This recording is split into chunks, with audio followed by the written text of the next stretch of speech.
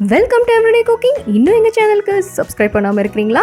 மறக்காமல் கிளிக் பண்ணுங்கள் சப்ஸ்கிரைப் பட்டனையும் பெல் ஐக்கானையும். எப்போது எங்களோட கனெக்டடாக இருங்க அண்ட் சப்ஸ்கிரிப்ஷன் ஃப்ரீ. இன்னைக்கு நம்ம பார்க்கலாம் KFC ஸ்டைலில் ஒரு காலிஃப்ளவர் ஃப்ரை.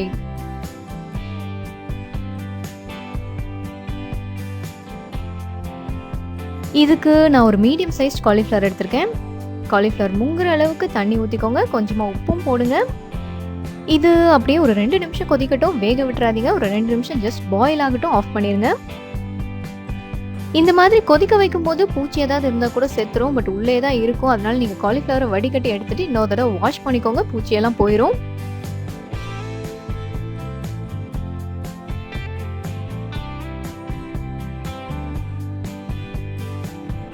ஸோ நம்ம காலிஃப்ளவரை பிளான்ச் பண்ணியாச்சு. Cauliflower ready. இது ஒரு பக்கம் இருக்கட்டும். அடுத்தது நம்ம மசாலா ரெடி பண்ணிக்கலாம். ஒரு 1/4 டீஸ்பூன் அளவுக்கு மஞ்சள் தூள் எடுத்துக்கோங்க. இதோட 1 டீஸ்பூன் மல்லித்தூள், 1/2 டீஸ்பூன் அளவுக்கு மிளகாய் தூள், தேவையான அளவு உப்பு, இது 1 டீஸ்பூன் அளவுக்கு பெரி பெரி பவுடர். அண்ட் இது ஆப்ஷனல் தான், வேணும்னா மட்டும் ஆட் பண்ணுங்க.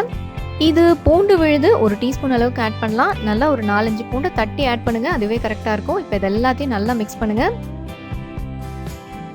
இதோட நம்ம இப்போ ஒரு கப் அளவுக்கு மோர் சேர்க்க போகிறோம். ஃபர்ஸ்ட் கொஞ்சமாக ஆட் பண்ணுங்கள். கொஞ்சமாக ஆட் பண்ணிவிட்டு நல்லா மிக்ஸ் பண்ணிக்கோங்க. கட்டி விழாமல் மிக்ஸ் பண்ணிவிட்டு அதுக்கப்புறம் ஃபுல்லத்தையும் ஆட் பண்ணிக்கலாம்.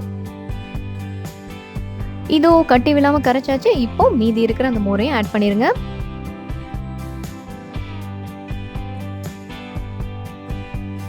இந்த மசாலா கலவையில் இப்போ காலிஃப்ளவரை ஊற வைக்கலாம்.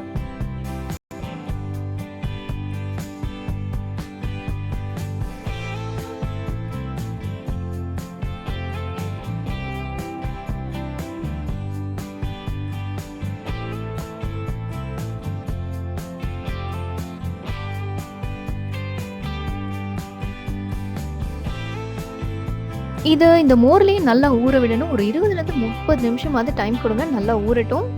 இதோ ஊறிடுச்சு. அடுத்ததான் ஒரு பாத்திரத்தில் ஒரு கப் அளவுக்கு மைதா எடுத்துக்கோங்க. இதோட தேவையான அளவு உப்பு ஆட் பண்ணிக்கலாம். ஒரு 1/2 டீஸ்பூன் அளவுக்கு உப்பு ஆட் பண்ணுங்க, கரெக்டாக இருக்கும். இதை நல்லா மிக்ஸ் பண்ணி விடுங்க.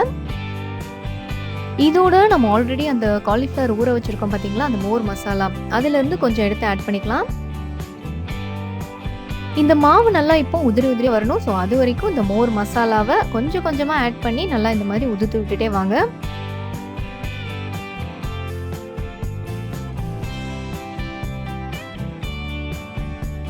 இந்த அளவுக்கு ஃப்ளேக்கியாக இருந்தால் கரெக்டாக இருக்கும்.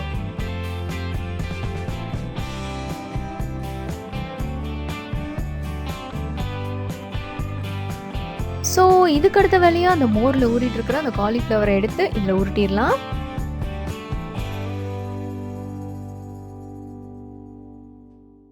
எல்லா பக்கமும் நல்லா படுற மாதிரி உருட்டி எடுத்துக்கோங்க.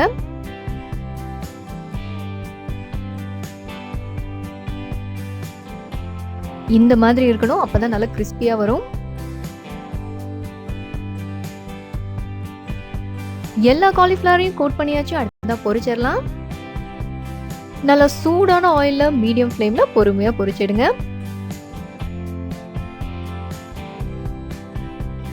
2 பக்கமும் நல்லா திருப்பி போட்டு கிறிஸ்பி ஆகிற வரைக்கும் பொரிச்சிடுங்க.